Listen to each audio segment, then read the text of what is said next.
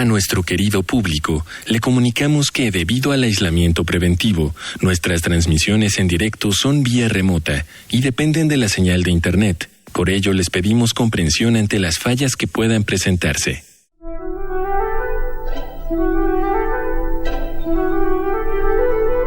Radio UNAM y el Programa Universitario de Bioética presentan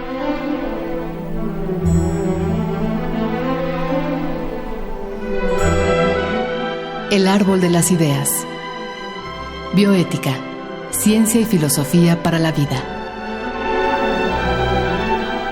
Con Paulina Rivero Weber.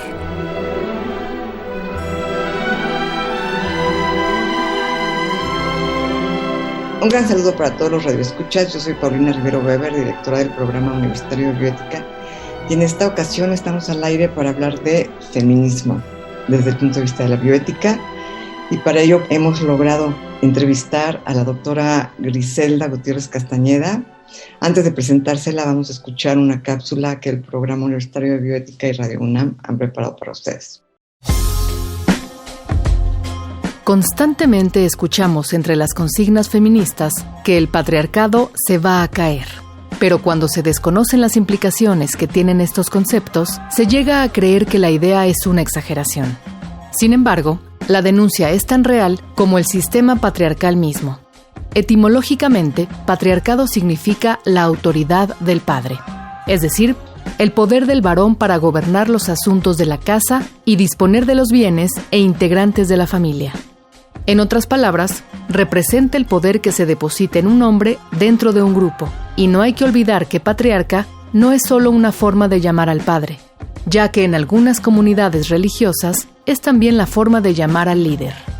Gerda Lerner, historiadora estadounidense de origen austríaco, define al patriarcado como un sistema de organización social basado en el dominio masculino sobre las mujeres, las niñas y los niños, que también se extiende a la sociedad en general. Lo que significa que los varones tienen el poder sobre las instituciones más importantes de la comunidad, y a raíz de eso, se suele privar a las mujeres de acceder a estas. Dicho impedimento es una agresión en detrimento a los derechos del sector femenino de la población, por lo que representa un sistema que pretende justificar la subordinación de las mujeres.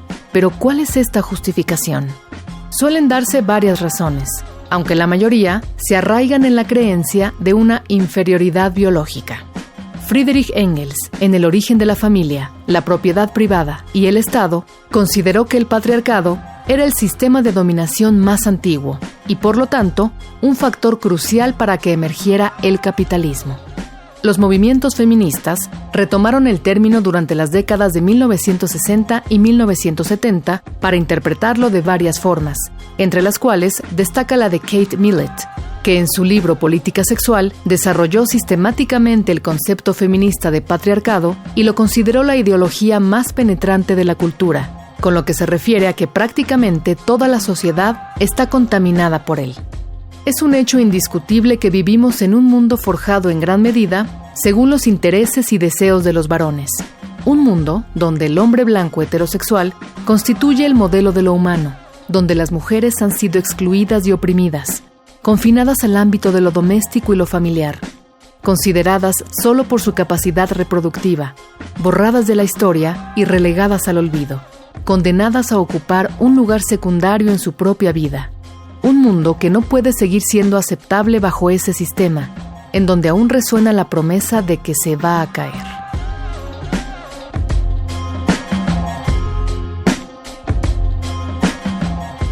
Pues les decía yo que estamos con Griselda Gutiérrez Castañeda, quien es una profesora muy distinguida de la Facultad de Filosofía y Letras.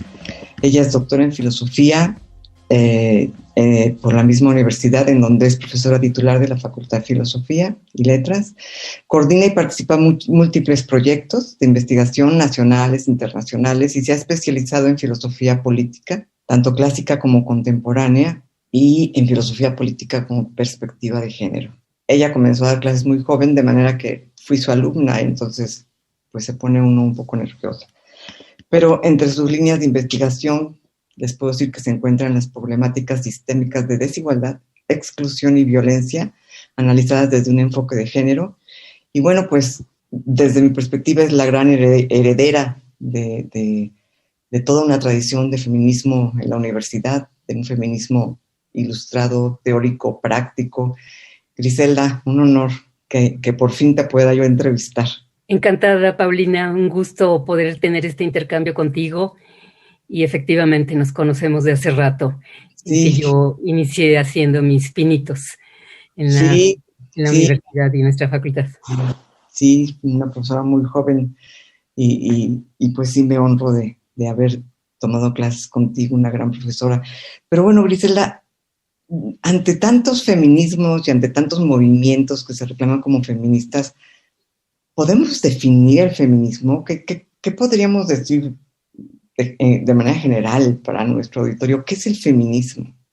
Bueno, efectivamente uno aprecia en los debates públicos o dentro de la propia academia el que hay posturas desde el feminismo muy diversas y que apuntan a un determinado eje en la interpretación de la problemática de la desigualdad de las mujeres, pues acentuando cierto tipo de factores que pueden ser desde sociales, históricos, culturales, pero con toda esa diversidad yo creo que hay varios puntos allí a destacar.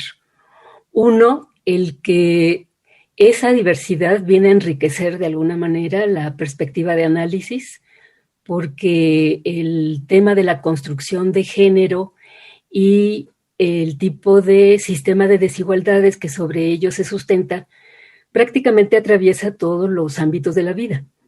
Y en ese sentido, el que haya un enfoque antropológico o psicoanalítico o sociológico o económico o filosófico, por mencionar solo algunos, no vienen sino a cubrir esos distintos ámbitos de la vida en que se hace sentir, se deja sentir precisamente ese tipo de construcciones socioculturales.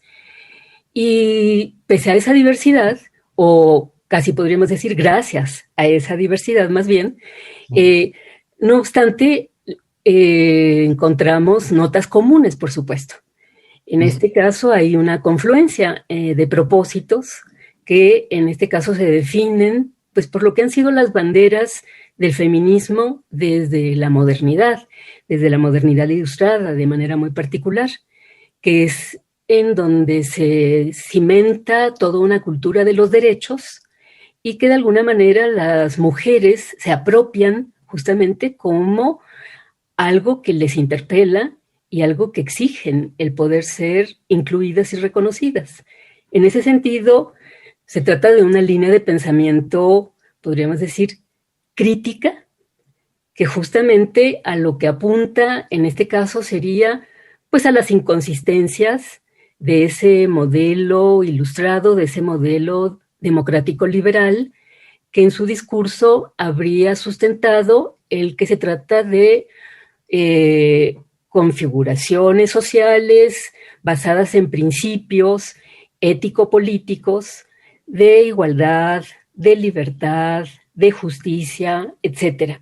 Y muy pronto, pues las mujeres constatan el que hay allí inconsistencias, omisiones, que derivan en injusticias. Claro. Y en ese sentido, pues la fuente de inspiración y que le da ocasión justamente a el surgimiento de lo que nosotros conocemos como un feminismo en sentido cabal, es precisamente ese horizonte histórico-cultural. Claro. En ese tenor podríamos decir que se trata no solo de un pensamiento crítico, sino también de un pensamiento emancipatorio, porque claro, lo que se estaría justamente planteando, acorde con esos principios de igualdad y de libertades, es el derecho que tendríamos las mujeres a gozar precisamente de esa posibilidad de definir en forma autónoma, en calidad de personas, lo que sería pues, nuestro propio proyecto de vida, lo que serían nuestros propios valores, nuestras propias preferencias, nuestros propios ideales, sin que se vean estos sistemáticamente bloqueados por este tipo de marco, pues podríamos decir jerárquico, patriarcal, en que las mujeres sistemáticamente hemos estado subordinadas, al que hemos estado sujetas.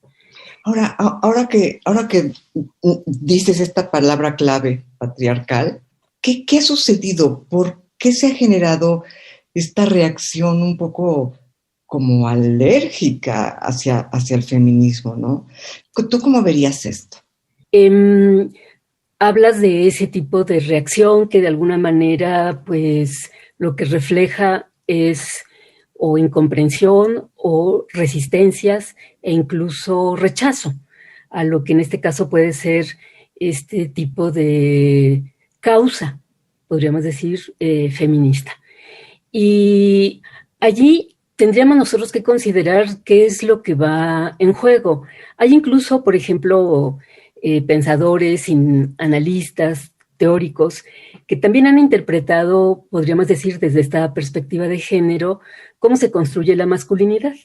Y coinciden justamente con muchas de las formulaciones del feminismo al mostrar que este tipo de organización social jerarquizada, en la que de alguna forma hay un sector social que tiene prerrogativas, que tiene atribuciones y que las ejerce en determinado momento, pues no solamente de manera histórica, sistemática, sino incluso legitimada por los propios conceptos y principios y valores culturales prevalecientes, a lo que remite es a que quien está en una posición, y todo esto es relativo, quien está en una posición de aparente ventaja, que en este caso puede ser en esas relaciones de poder, quien tiene el mando, quien tiene la autoridad, quien tiene la última palabra, la capacidad de decisión, etcétera, sobre otros, en este caso sobre otras, pues evidentemente tiene un enfoque totalmente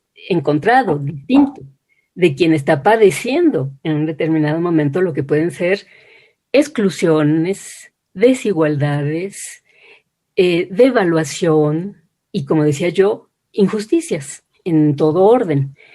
Y en ese tenor, uno de los puntos justamente que sale a relucir es, no podríamos esperar que de manera espontánea, de parte de los varones, haya una complacencia en que se les ponga bajo la lupa y se les cuestione en un determinado momento el ejercicio precisamente de esas relaciones de poder, que en algunas ocasiones pues se traducen en formas de sujeción, de abuso y de violencia inclusive. Entonces, eso lo que de alguna manera nos plantea es el análisis que requiere al afrontar este estado de cosas, el afrontar un análisis, podríamos decir, integral, que nos muestre en un momento dado cómo se han configurado nuestras construcciones culturales, que han posibilitado justamente ese tipo de patrones identitarios, ese tipo de repertorios valóricos, de patrones actitudinales, etcétera, que hacen que un determinado sector social, que en este caso ha sido configurado, construido conforme a ese tipo de patrones, asuma prácticamente como natural, indiscutible, ese papel de ventaja que en un momento dado podría tener. Entonces, el hecho de que haya una voz crítica que justo apunta al carácter no natural, no, podríamos decir, inevitable, etcétera, de ese tipo de construcción y de ese tipo de patrones de conducta, pues incomoda, porque de alguna manera lo que está poniendo en cuestión es esa posición de ventaja, de favorecimiento que les ha representado. Esa sería una de las razones. Y esto que tú aprecias no es reciente. Prácticamente la causa feminista ha cargado, podríamos decir, casi como si fuese una sombra, con ese constante rechazo y repudio a lo que en este caso es su discurso, a lo que son sus reivindicaciones, a lo que son sus críticas. Entonces, en ese sentido, justo una de las cosas que se plantea, y ese es el reto mayor. Entonces, eso de alguna manera lo que nos estaría planteando es, casi podríamos decir como síntoma, esas reacciones que tú destacas, que tú aprecias, no vendrían sino a denotar el que la crítica está apuntando a puntos álgidos, Y Sin embargo, por ejemplo, yo me acuerdo que Graciela Hierro decía que el feminismo liberaba no solo a la mujer, sino también al hombre y al niño y a la niña, decía ella mucho. ¿En qué sentido el feminismo podría liberar al hombre? Hay también toda una serie de investigaciones, porque creo que ese es uno de los grandes aportes que ha tenido el pensamiento feminista, que ha desarrollado toda una investigación teórica en ámbitos disciplinarios muy distintos, y justamente ha permitido esto arribar pues a construcciones como es toda una teoría de género, que de alguna manera lo que muestra es que el término género no es equivalente a mujer, sino que el término género a lo que está refiriéndose es a lo que es esta configuración, podríamos decir, de lo que en este caso son nuestras subjetividades, de acuerdo con una cierta interpretación de lo que son tus roles sociales, pretendidamente en función de tu sexualidad. Pero justamente la teoría de género, una de las cosas que muestra es que, si bien la sexualidad es muy importante, la sexualidad prácticamente no es más que una plataforma sobre la que se cimentan justamente todo este tipo de construcciones culturales.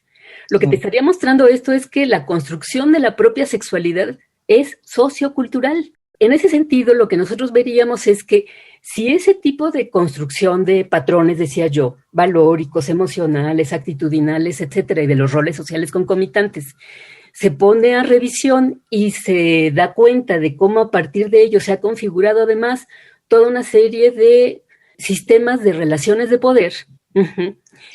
Lo que viene esto a resultar es que en esas relaciones de poder, en una lectura simplista, se partiría del supuesto de que todo es ventaja para los hombres. Pues no. Resulta que el mandato de la masculinidad tiene costos altísimos para los hombres. Claro. Tú imagínate lo que representa que conforme a ese mandato de la masculinidad, no solamente tienes que ser fuerte, valiente, proveedor, potente sexualmente, etcétera. Bueno, no llorar. Exactamente. Entonces, si nos enfrentamos a contextos como el actual de precarización laboral y que afecta a todos los sectores sociales, por supuesto, pero en este caso concretamente al varón proveedor, bueno, pues lo que vemos es una situación verdaderamente de crisis existencial, no solo social, de crisis existencial en donde los hombres viven como profundamente traumático el no cumplir con los estándares que ese mandato de masculinidad les exige. Porque incluso está construido de tal manera ese mandato de masculinidad que el hecho de que ocasional o circunstancialmente estén desempleados, prácticamente lo viven como un cuestionamiento a su virilidad. Claro. Y lo mismo ocurriría en los otros ámbitos en términos de las exigencias que supuestamente acompañan a ese mandato de virilidad. Pensemos, por ejemplo, el que seas potente sexualmente. Bueno, pues si ocurre que no lo eres o que tienes un desempeño pues mediano o deficitario o qué sé yo, pues también es traumático porque de alguna manera parece como que eso implicara que eres poco hombre.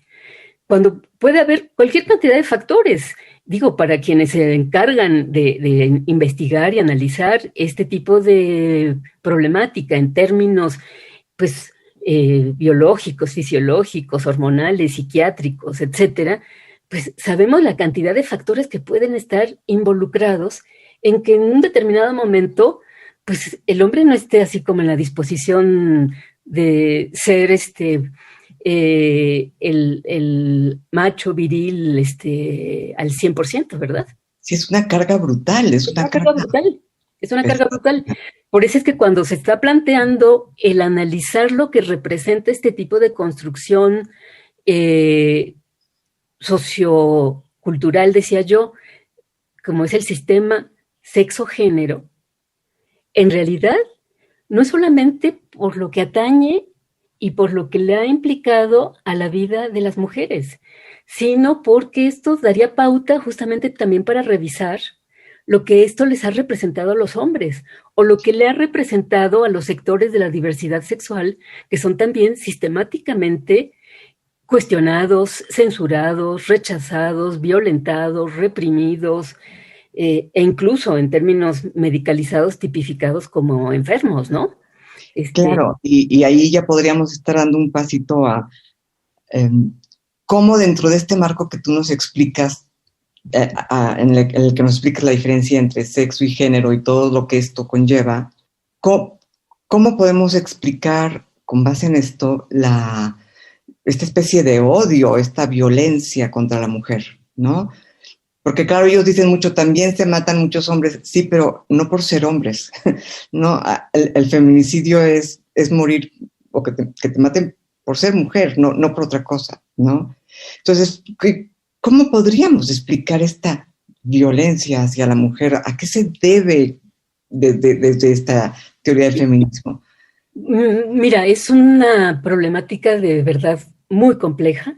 Claro. Son factores muy diversos los que se ponen en juego y además hay distintos tipos de violencia, por supuesto, y también hay toda una estructura, podríamos decir, social, institucional, cultural, que contribuye en un determinado momento no solamente a generar este tipo de patrones de conducta, sino en muchas ocasiones a legitimarlos y a estimularlos. Y esto puede llevar a estas formas tan desbordadas, ¿no? Y tan inadmisibles. Ahora, ¿para dónde, Griselda? Esto es, ¿qué es lo que nos puede dar un poco de luz, digamos, en este ámbito? ¿Cómo vamos a lograr un cambio? Mira, creo que una de las cosas que justamente nos plantearía es cuán importante es no solo entender, estudiar y sensibilizarse sobre estos temas de género y todas las implicaciones que traen consigo de violencia, de acoso, de abuso, de falta de respeto, etcétera, y las implicaciones que esto tiene en la vida de las personas, y no solo dentro de nuestra universidad, sino a nivel social e incluso no solo nacional, sino internacional. Cuán importante es el que nos comprometamos de manera conjunta a aprender, a conocer, a discutir. Y un diálogo que a lo mejor comienza con uno mismo, con una misma. A mí me sorprendió mucho que yo siempre, cuando empezó este movimiento a surgir, yo con mis compañeras, yo decía, bueno, a mí nunca me acosaron, ¿no? ¿Qué ha pasado? Porque a mí nunca me acosaron. Y luego van surgiendo memorias y te vas dando cuenta de que por supuesto que fuiste acosada, pero no le dabas ese nombre, ¿no? Y van surgiendo imágenes y recuerdos que incluso generan a veces espanto o a veces enojo, porque una toda la vida dijo yo jamás fui acosada en mi universidad, nunca. Y de repente te das cuenta que sí lo fuiste y que no le dabas ese nombre y que era algo dentro de lo que cabe natural o era de esperarse, no era tan escandaloso. Y todo esto parece estar surgiendo a través de estos movimientos que nos ponen enfrente con tanta claridad las cosas que se nos termina por aclarar algo que no veíamos antes, ¿no? Sí, efectivamente. Tú que haces filosofía como yo, sabes la importancia de lo que es el nombrar. Claro. Y cuando cierto tipo de realidades sociales o cierto tipo de fenómenos o problemáticas no le damos un nombre, es como si no existieran. Como si no existiera, ¿sí? Claro. Y en ese sentido, este tipo de experiencias como las que evocas, efectivamente han estado presentes. Y no solo en nuestras vidas, en nuestras biografías, etcétera, sino a lo largo de la historia. Y lo que nosotros vemos es cuán importante es, por así decirlo, tematizar las cosas, reflexionarlas, darles un nombre. Claro. Entonces, ese es el punto. O sea, necesitamos de alguna manera justamente abrir este tipo de debates. En nuestra tarea, por ejemplo, docente, tratar de sensibilizar a nuestro alumnado respecto a la importancia que tiene no solamente en términos prácticos, podríamos decir, de formas de civilidad, en términos políticos, etcétera, sino incluso en términos teóricos. Es riquísima esta posibilidad, en términos teórico-analíticos, para tener una comprensión mucho más rica y mucho más amplia de lo que es nuestras formas de organización social y nuestra condición como sujetos sociales. Claro. Y en la medida en que logremos hacer esto, podremos por lo menos vislumbrar un poco el sentido en que podemos ser libres y liberar al otro de pesadas cargas heredadas, ¿no? Griselda, pues se nos acaba el tiempo, pero ha sido una delicia hablar contigo. Ojalá aceptes una segunda charla, porque me quedo con muchas preguntas y con muchas inquietudes, y seguramente quien escuche el programa le pasará lo mismo. Ojalá aceptes un segundo programa sobre este tema. Paulina, pues yo muy agradecida de esta oportunidad, muy complacida de tener este diálogo contigo, y como tú sabes, quienes nos empeñamos en un cierto tipo de línea de investigación, pero que también lo volvemos nuestra causa porque nos sentimos involucradas e involucrados. Tú, por ejemplo, en el campo de la bioética, yo en este caso de la filosofía política y de la teoría de género.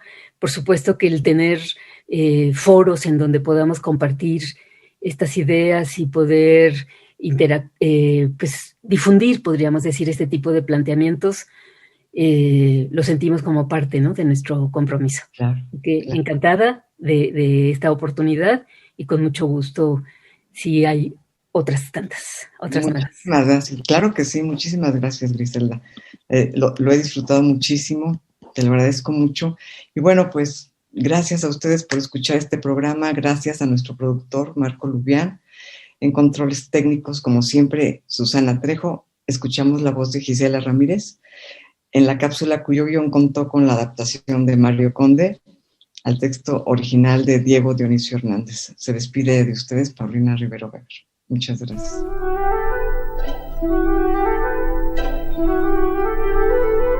Radio UNAM y el Programa Universitario de Bioética presentaron